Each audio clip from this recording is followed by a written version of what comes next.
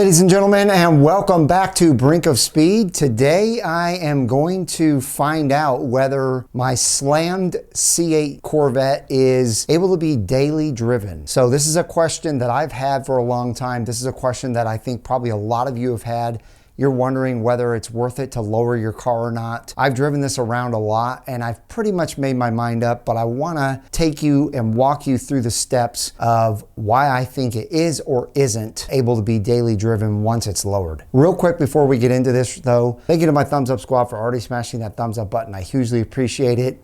If you're new to the channel, welcome. We love having new people join the Brink of Speed community. So if you have not done so, do me a huge favor and smash that red subscribe button and the bell for notifications when new videos are uploaded. All right, so before I go on this drive and show you really cool camera angles to show you how low the car is and things that you may or may not have to avoid, let me show you something else real quick. All right, excuse the little bit of mess that's in the garage right now, but as you can see, I've got an ACS composite box, and I've also got some R1 concept brakes over here. Check those rotors out.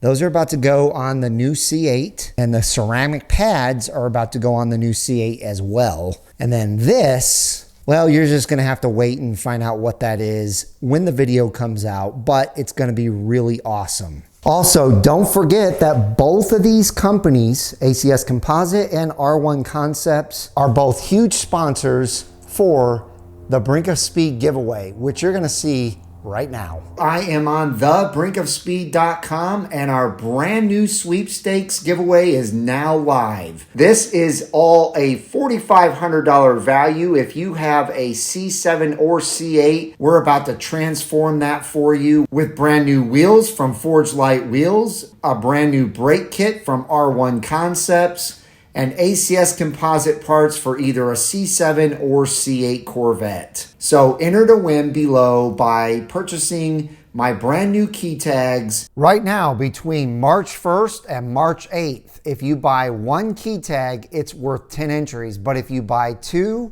you get 50 entries into the contest. The link will be in the description below and the pinned comment. All right, so first thing is first. I have a little bit of a low spot, which you guys are about to see when leaving my back alleyway here. And I have to take it pretty slow without, using the front end lift. So there's what it looks like, just taking it nice and slow. So there you go. I didn't even have to press it. I do have a front end lift, as you can see, and as you heard, I do have that front end lift. So I can always revert back to that when discussing whether one of these C8s, when it's slammed like mine is okay to daily drive. Let's go ahead and lower that back down.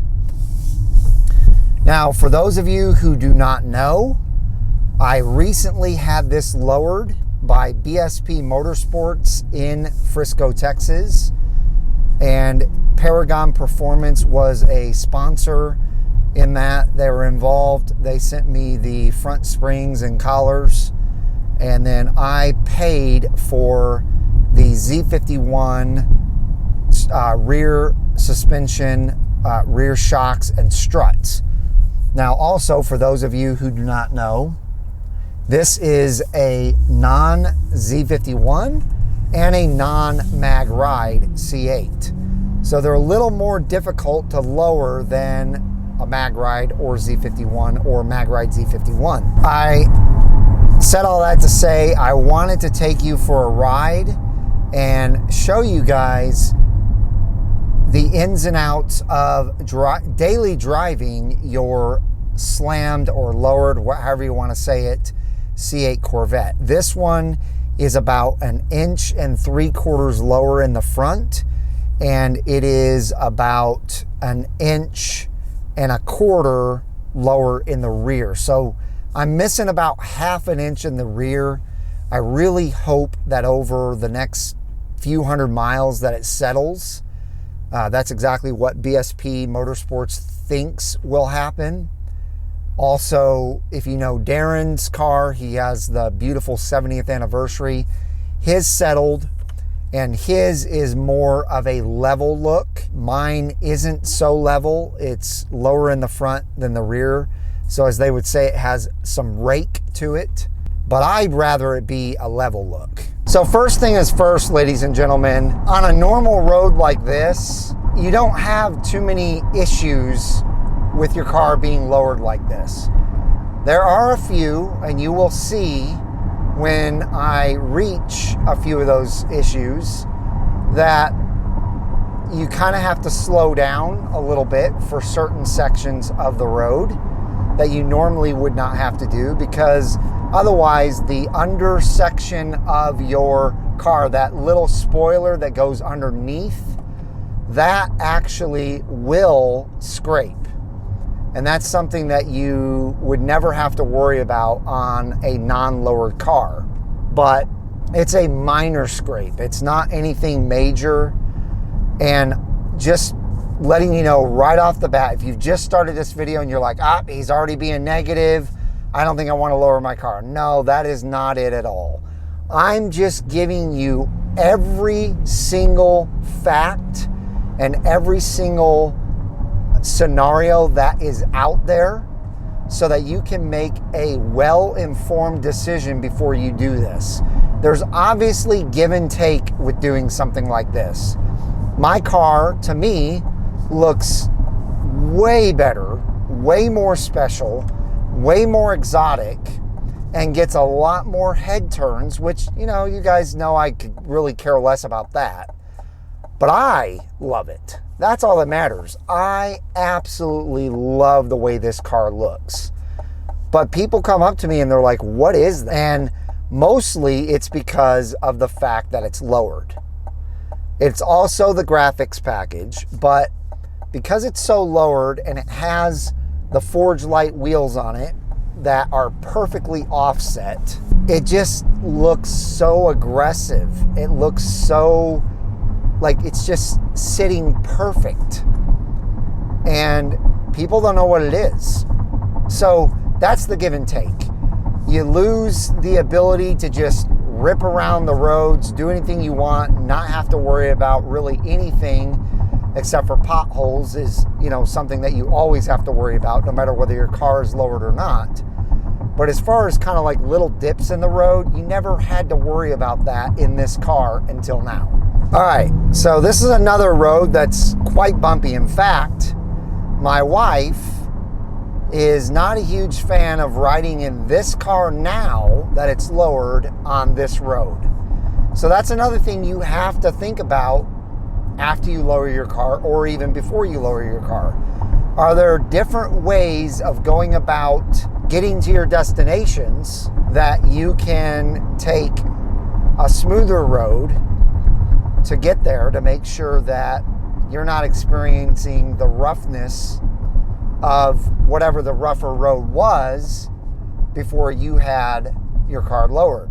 Now, another thing about these springs that go on the front and the back from Paragon is that they are 30% stiffer than the stock non-Z51, non-mag ride springs. So, and then I do have the Z51 suspension, the shocks in the rear, so that just makes it even more stiff. Here's another thing you have to think about. You have to think about, if you have a wife, is she going to not enjoy riding in your Corvette anymore? Because again, it is stiffer. Ladies and gentlemen, I'm excited to let you know that the Chip Miller and Amy Ladosis Foundation is auctioning off yet another Z06. This is a Elkhart Lake Blue 3LZ Z07 package Z06. It is a regular coupe. It is not a convertible this time. And because you guys are Brink of Speed watchers, you're gonna get 30% more for your money when you click on the link in the pinned comment and the description down below. They'll be in both spots. Click on that link. Again, you get 30% more for your money. So you're telling me there's a chance? Yeah! My wife is a little less apt to want to take a ride in this car now that it's lowered. She doesn't have a bad attitude about it or anything. She just says, it's a little stiffer than I hoped it would be because it was so smooth before. So that's another thing you really need to consider before you lower your Corvette, or any car for that matter, but especially a C8 Corvette. All right, so I'm coming up on this gas station, and it is very difficult to enter this without scraping if I don't do it correctly. So right there is how you're gonna wanna enter that to make sure that you don't scrape. So I just wanted to show you that one driveway. I'm gonna exit it as well, but it's even steeper exiting, so I will have to use the lift here because I can't really get on a great angle. So I'm gonna go ahead and raise the car up. So this is gonna be an issue if you don't have a front lift, if you're not able to really get a sideways angle. And when you are in high traffic areas like this, it's very difficult to get that type of an angle when you need it. So that's another thing you really got to consider before lowering your car is, do you have the front lift? And if you don't, are you prepared to hear some pretty bad scraping? And this could be not just that air dam, that little spoiler underneath. It actually could be your front lip splitter. And we all know that's not something you want scraping. So another benefit of lowering your car is when you accelerate, there's not too much squat, and it's like a totally different sensation. You know, this car, it has so much power off the line and in first gear, you know, when you just get on it like I just did, that you really feel the car when it's not lowered squat down in the rear, and you feel the front end really pop up.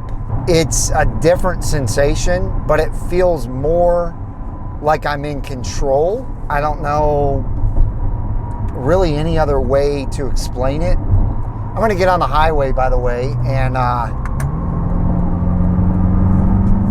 just show you guys what it's like driving this on the highway. For the most part, it really didn't change too much. I mean, depending on which highway you're on. It's a little bit stiffer on the highway, but if you're on a fairly smooth highway, it doesn't really feel much different than it did before I lowered it. And another thing about it is you really don't feel like you're sitting lower, which surprised me. It actually surprises me that you don't feel lower, and when you're getting in and out of the car, it doesn't really feel that much lower getting in and out of it. I know it's not a drastic amount of lowering. It's not like I lowered it 2 or 3, 4 inches, but it's still surprising to me that it doesn't feel like I thought it would. But yeah, accelerating and braking. Braking, I didn't think about it until the owner of BSP said something to me, Brandon. He said, go ahead and get on the brakes. And when I broke really, really hard, it felt like it broke harder because there's a lower center of gravity. So it felt like the brakes were just all of a sudden way better. And on top of that, the car felt totally flat. It didn't feel like the nose was diving in big time. It felt like, you know, I guess a real race car would feel because of how stiff that front end suspension is. So it felt really, really good. It feels like I have more control taking turns. The stiffer suspension actually gives me greater handling. It's always a good thing, whether you're a race type person or not, whether you're planning on tracking the car or not, which I'm actually not planning to track this car whatsoever. It's still nice to have excellent handling. I mean, look at this. I'm barely even holding onto the steering wheel. It just feels so good. So it feels great to have that excellent performance around turns. And I can totally tell that it's different than it was before I lowered it around those turns. So I guess to sum things up, number one, you should definitely think about everything that I've gone over before you decide to lower your car. I will say this, that I've driven Darren's mag ride with this exact same suspension setup, and I do like how the mag ride gets rid of a lot of that extra stiffness, especially if you put it in tour mode. And this is a good example road. You feel pretty much every little bump, and that mag ride negates most of those bumps because of the pure fact that, you know, you can see what's going on in my car. It is changing the suspension every millisecond that you're driving. So, you know, if you don't have mag ride, you may not like this. I would actually suggest that it might be a good idea to find someone, if you can, with a lowered Corvette, preferably a C8 if you own a C8. Go for a ride. See what they have. See how it feels. Because that is probably the number one thing that I was going to say at the end of this video, which is, if I had it all to do over again, would I lower my C8? The answer to that is yes, but it's not a simple yes. The reason why it's not a simple yes is because I'm a YouTuber. I partially did it because of that. I really wanted a certain look with this car, and it's given me that look. But I also will say that if I wasn't a YouTuber, I would never lower a non-mag ride C8 ever again. Because again, going back to Darren's car, after driving his, it is worlds smoother. And there's something else that goes on with this front end. You may be able to see from the camera that I have mounted on the outside, but it doesn't recover from certain big dips in the road very quickly. Your front end does this quite a bit more than it ever has. And with mag ride, it does not do that. I've gotten used to it. I've learned the ins and outs of how to drive it safely and make sure that I don't scrape everything up. It's pretty easy. You just gotta be careful. So ladies and gentlemen, I hope that this video has helped you know whether you can daily drive a lowered or slammed C8. You absolutely can. You just have to make sure that you proceed with the correct precautions. Make sure that you know your surroundings well before you decide to lower your car, and make sure that you are going to be okay with a little bit stiffer ride, and maybe your significant other is going to be okay with it. So if you enjoyed the video, please do me a favor, smash that thumbs up button, share this all over social media, and follow me on my social medias, Facebook, Instagram, Twitter, and of course YouTube. Subscribe. So I hope each and every one of you has a wonderful rest of your day, and I'll see you guys out on the road.